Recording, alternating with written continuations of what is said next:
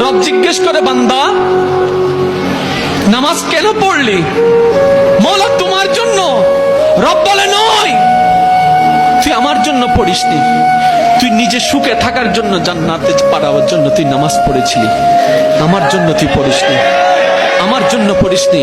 ইন্নী ওয়াজহাত ওয়াজহিয়া বলেছিলি, মন থেকে তোর আসেনি, পড়া দরকার পড়েছিলি, ফিলিংস নিয়ে পড়িসনি, ফিলিংস নিয়ে পড়িসনি, অনুভব নিয়ে পড়িসনি।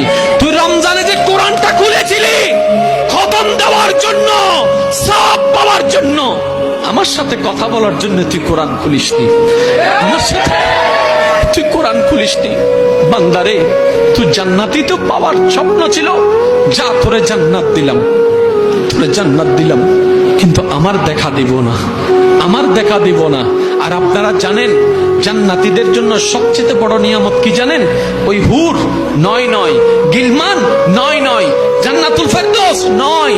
জান্নাতীদের জন্য সবচেয়ে বড় গিফট হবে আল্লাহ তাআলা তাদেরকে দেখা দিবে।